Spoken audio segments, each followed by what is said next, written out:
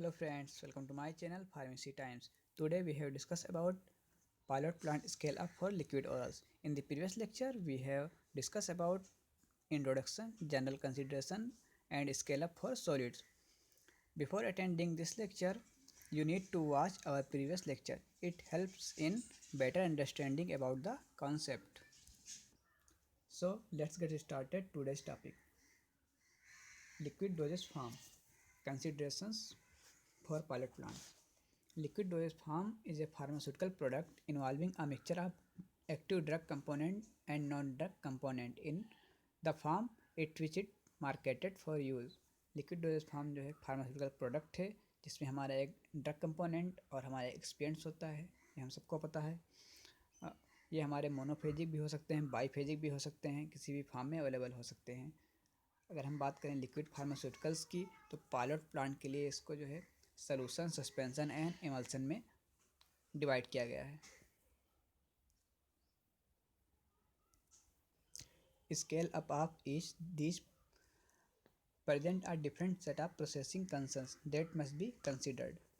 कुछ steps involve हैं, जैसे कि हम लोगों ने देखा था जनरल कंसिडरेशंस में जो भी पैरामीटर्स होते हैं वही बिल्कुल सेम पैरामीटर्स यहाँ भी लागू होंगे, जैसे कि reporting responsibility, personnel requirement, space requirement, review of the formula, raw materials, relevant processing equipments, process evaluation, GMP considerations and last one is assurance. अभी हम उसको वन बाय वन डिस्कस करेंगे। पहले एक जनरल चार्ट फ्लो समझ लेते हैं कि हमारा जो स्केल अप जो है होता कैसे है। जैसे कि हमारा रॉ मटेरियल ले लिया, इट मीन्स एक्टिव ड्रग ले लिया और हमने एक्सपीरियंस ले लिया, उसको एक्यूरेटली वेट एंड मेजर कर लिया, देन उसकी मिक्सिंग कर ली by adding the distil water, then हमारा फिलिंग हो गया, पैकिंग हो गया, फिनिश प्रोडक्ट में हमने स्टोरेज कर लिया, देन उसका क्वालिटी एश्योरेंस करते हैं। But in the filling and packing finish product इन सब के बीच में एक क्वालिटी कंट्रोल टेस्ट भी होता है। क्वालिटी कंट्रोल हमारा फिलिंग के बाद हो सकता है या फिनिश प्रोडक्ट होने के बाद में क्वालिटी कंट्रोल कर सकते हैं। तो ये हमारा एक जनरल चार्ट फ्लो है। बात करते हैं जनरल कंसिडरेशन की। हम सबको पता है कि रिपोर्टिंग रिस्पॉन्सिबिलिटी में क्या है कि हम किस लिए करते हैं कि किसी प्रोडक्ट को लेबोरेटरी और प्रोडक्शन एरिया में फैसिलेट करने के लिए कि स्मूथली जो है फैसिलेट हो जाए, इसलिए हम रिपोर्टिंग रिस्पॉन्सिबिलिटी करते हैं। सपोर्ट प्रोवाइड हो या प्रोडक्शन हमारा कंप्लीट हो जाए अच्छे से, फार्मुलेशन में कोई जो है प्रॉब्लम ना हो, इसलिए कम्युनिकेशन अच्छी होनी चाहिए और पायलट प्लांट और अदर डिपार्टमेंट के बीच में एक अच्छा जो है रिलेशनशिप होना चाहिए। सेकंड है हमारा पर्सनल रिक्वायरमेंट, ये भी मतलब फार्मास्यूटिक्स का अच्छा नॉलेज होना चाहिए जो हमारा पर्सनल हो। बट यहाँ पर एक चीज़ जो डिफरेंस है, जो प्रैक्टिकल एक्सपीरियंस हमें चाहिए वो लिक्विड ऑरल मैन्युफैक्चरिंग इंडस्ट्री का चाहिए। तो ये हमारा एक्सपीरियंस जो है हमारा पर्सनल का लिक्विड ऑरल मैन्युफैक्चरिंग इंडस्ट्री का होना चाहिए। Chemical, physical, biochemical and medical property of drug and last one is have the knowledge of computer and electronics. Space requirement की बात करें, इसमें भी हमारे 4 पॉइंट्स आते हैं। First is administration and information processing area, मतलब कि हमारा जो है जो हमारा स्टाफ हो, टेक्नीशियन हो या साइंटिस्ट हो, उसके लिए एक डेस्क होना चाहिए, स्पेस होना चाहिए और ऑफिस से अलग जो है ऑफिस इसके लिए अलग प्रोवाइड होना चाहिए। और हमारा जो है उस स्पेस में एक जो है कंप्यूटर्स भी अरेंजमेंट होना चाहिए। सेकंड है फिजिकल टेस्टिंग एरिया, कि हाँ वहाँ पर जितने भी मतलब बैलेंस या पीएच मीटर हैं, विस्कोमीटर हैं, सारे अवेलेबल होना चाहिए। एक परमानेंट बेंच टॉप होना चाहिए। Standard pilot plant equipment flow response, एक जो है इक्विपमेंट जितने भी नीडेड हों मैन्युफैक्चरिंग के लिए वो सारे जो है वहाँ पर अवेलेबल होने चाहिए, लोकेटेड होना चाहिए। और इक्विपमेंट जो हमारा इक्विपमेंट का साइज हो प्रोडक्शन कैपेसिटी पर डिपेंड होना चाहिए। इसके बाद हमारा आता है स्टोरेज एरिया, कि हाँ हमारा जो मतलब प्रोडक्ट है, जैसे कि अनअप्रूव्ड या अप्रूव्ड प्रोडक्ट है या एक्टिव इंग्रेडिएंट से एक्सपिएंट से, उसके स्टोरेज के लिए अलग एरिया, इन प्रोसेस और फाइनल प्रोसेस स्टोरेज अलग एरिया, ये सारे जो है एरिया अलग होने चाहिए। पैकेजिंग मटेरियल का स्टोरेज के लिए अलग एरिया होना चाहिए, ये सारे जो है एरिया होने चाहिए। उसके बाद में क्या करते हैं, रिव्यू ऑफ द फार्मूला करते हैं कि हमने जो है जितने स्टेप्स ले लिए फार्मूलेशन में उन सारे स्टेप्स का जो है हम एक रिव्यू ले लेते हैं और हम जो जितने भी इंग्रेडिएंट्स उसमें ऐड कर रहे हैं या कंट्रीब्यूशन जो है हमारा एक फाइनल प्रोडक्ट को प्रिपेयर करने के लिए उसका पर्पज़ क्या है उसकी स्टडी कर लेंगे। और अगर हम फार्मूले में कोई मॉडिफिकेशन कर रहे हैं तब उसकी जो है स्टडी कर लेंगे। ये सारे जो है हमें स्टडी करनी चाहिए। देन उसके बाद हमारा 5 नंबर पे आता है raw material. One responsibility of pilot plant is the approve and validation of the active ingredient and experience raw material used in the pharmaceutical products. जो हमारी रिस्पॉन्सिबिलिटी है पायलट प्लांट में कि हमारा जो एक्टिव इंग्रेडिएंट होना चाहिए वो अप्रूव्ड और वैलिडेटेड होना चाहिए। The quality of active ingredient needed to be verified. कुछ पॉइंट्स हैं जैसे कि solvents, preservatives, antioxidants, stabilizers, organoleptic agents. ये सारे रॉ मटेरियल्स हैं जो लिक्विड की जो है मैन्युफैक्चरिंग में कंसीडरेशन जो है पॉइंट के लिए लिए जाते हैं। सॉल्वेंट्स में हम water, alcohol, glycerol, polyethylene glycol, propylene glycol ये सारे ऐड करते हैं। वाटर ऐड करते हैं जैसे कि ड्रिंकिंग वाटर या प्योरीफाइड वाटर यूज कर सकते हैं, या हम फ्री ऑफ सॉलिड इम्प्योरिटीज़ का वाटर भी ऐड कर सकते हैं। और प्योरीफाइड वाटर हम जो ऐड करेंगे वो डिस्टिलेशन, आयन एक्सचेंज ट्रीटमेंट या रिवर्स ऑस्मोसिस या कोई न्यू टेक्निकल मेथड से जो है ऑब्टेन क्या होना चाहिए। नेक्स्ट है हमारा प्रिजर्वेटिव ऐड किए जाते हैं जिससे कि हमारा माइक्रोबियल ग्रोथ ना हो। प्रिजर्वेटिव नेसेसरी होता है कि हाँ हमारा कोई माइक्रोबियल ग्रोथ हो गया रॉ मटेरियल में, प्रोसेसिंग कंटेनर में, इक्विपमेंट में, मैन्युफैक्चरिंग इन्वायरमेंट में अगर हम प्रिजर्वेटिव्स ऐड कर देंगे तो इसके चांसेस होंगे वो लेस हो जाएंगे। एग्जांपल से प्रिजर्वेटिव्स के benzyl alcohol, chlorocresol, benzoic acid etc। Antioxidants use कर सकते हैं जो हमारा ऑक्सीजन से जो सारे डैमेज होने होते हैं हमारे प्रोडक्ट में बाय द फ्री रेडिकल्स, ये हम एंटीऑक्सीडेंट ऐड करके इसको रेक्टिफाई कर सकते हैं। Ascorbic acid, sodium thiosulphate, sodium Meta bisulphate ये एग्जांपल्स हैं। ऑर्गेनोलेप्टिक एजेंट्स ऐड करते हैं for the colouring, flavouring and sweetening agents. Next हमारा रिलेवेंट प्रोसेसिंग इक्विपमेंट्स। हम बात करते हैं इक्विपमेंट की। हमारा इक्विपमेंट जो भी होना चाहिए फार्मूलेशन डेवलपमेंट के लिए स्मॉल स्केल पर या लेबोरेटरी स्केल पर इक्विपमेंट जो है हमारा बहुत ही इकोनॉमिक होना चाहिए, सिंपलेस्ट होना चाहिए और मोस्ट ही इफ़िशिएंट होना चाहिए। बात कर रहे हैं हम लिक्विड ओरल्स की।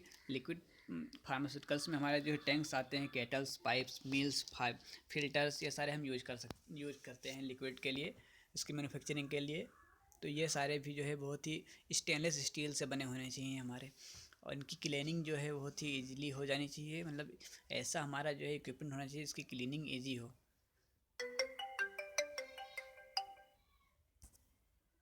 स्टेजेस ऑफ ऑपरेशंस में हम क्या कर सकते हैं, टैंक का सिलेक्शन कर सकते हैं। पहले हम टैंक का सिलेक्शन करेंगे, देन उसकी मिक्सिंग करेंगे, फिल्ट्रेशन क्लेरिफिकेशन करेंगे, देन उसका ट्रांसफ़र करेंगे एंड फिलिंग कर देंगे at the last.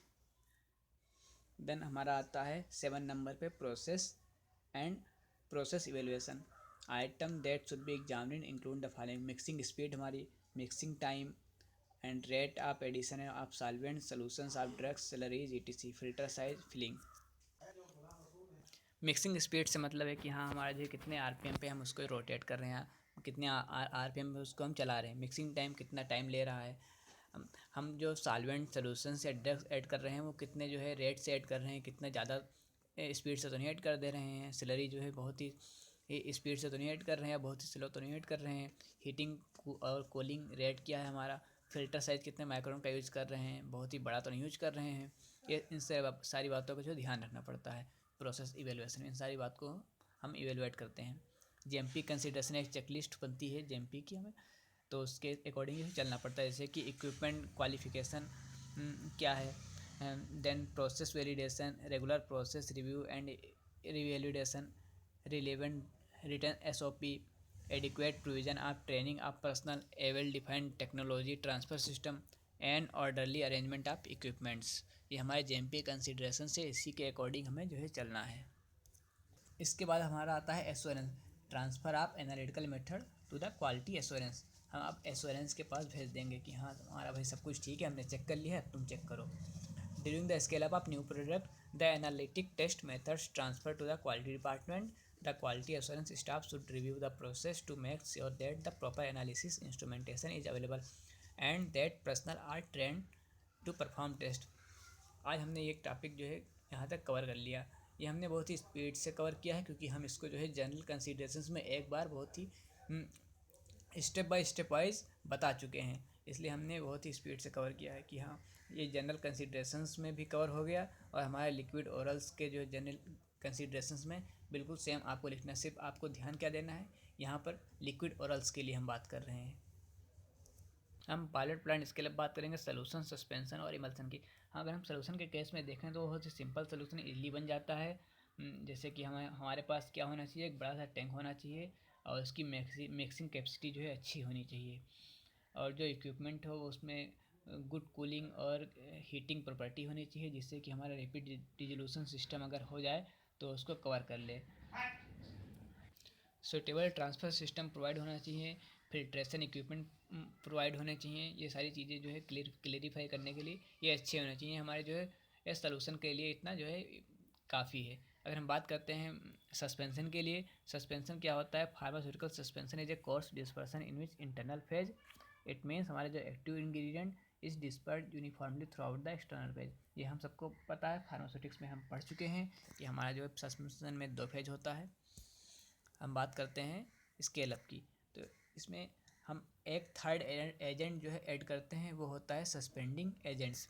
Addition and dispersion of suspending agent on laboratory scale, the addition of suspending agent may merely involve sprinkling the material into the liquid vortex, but when production scale batches are involve it may require use of vibrating system.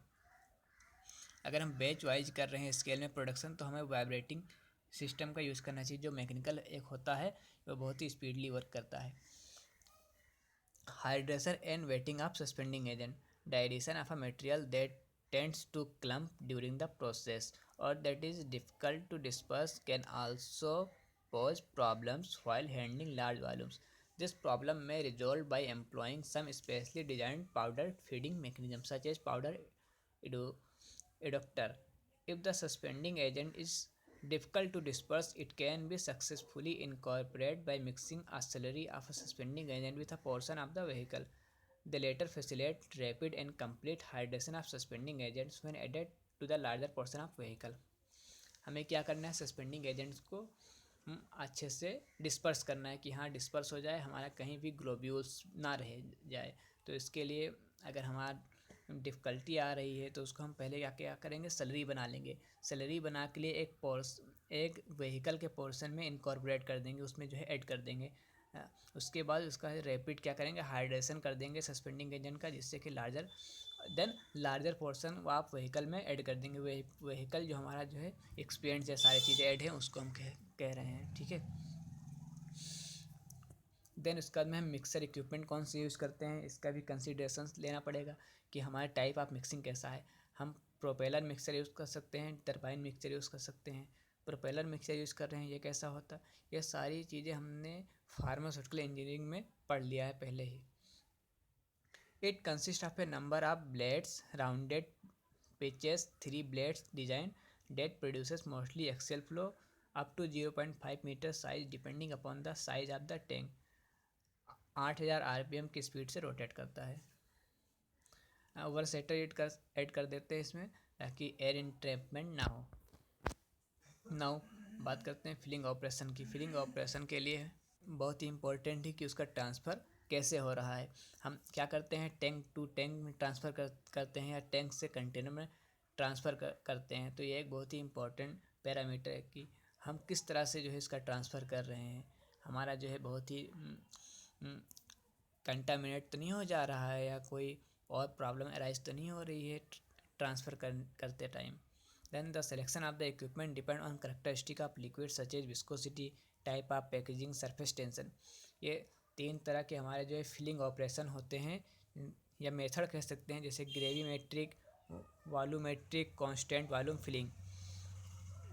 Gravimetric में specific weight के base पर हम filling करते हैं, volumetric में specific volume के base पर हम फिलिंग करते हैं। देन नेक्स्ट है हमारा pilot plant scale up for emulsion.